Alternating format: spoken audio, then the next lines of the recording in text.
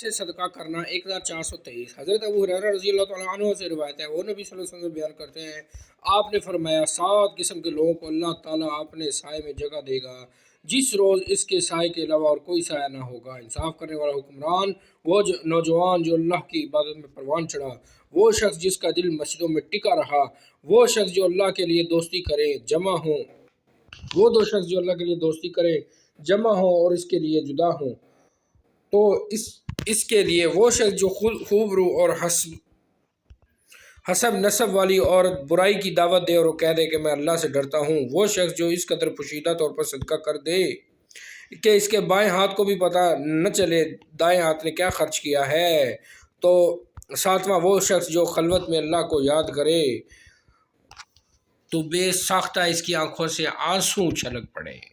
1423 1424 صحیح بخاری۔ حضرت عاصم بن وہب خزاعی رضی اللہ تعالیٰ عنہ سے روایت ہے، انہوں نے کہا میں نے نبی صلی اللہ علیہ وسلم کو یہ کہتے ہوئے سنا، صدقہ و خیرات کیا کرو، ان قریب تم پر ایک وقت آنے والا ہے،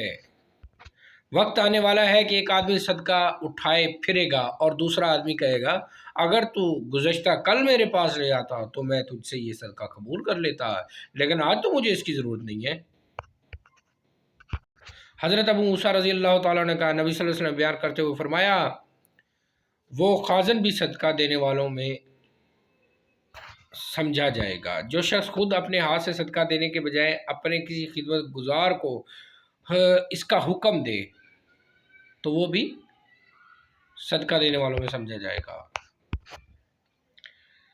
Narrated Abu Hurairah radiallahu ta'ala, the Prophet said, 7 people will be shaded by Allah under his shed on the day of resurrection, when there will be no shed except his. They are a just ruler,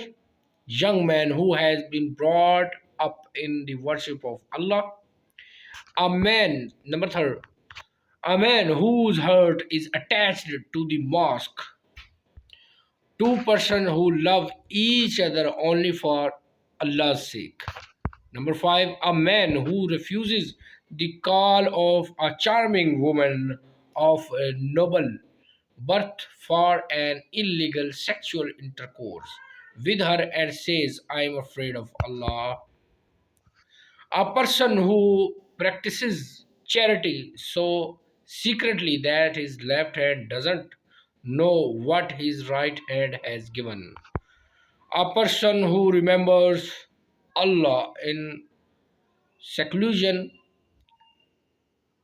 and his eyes become flooded with tears.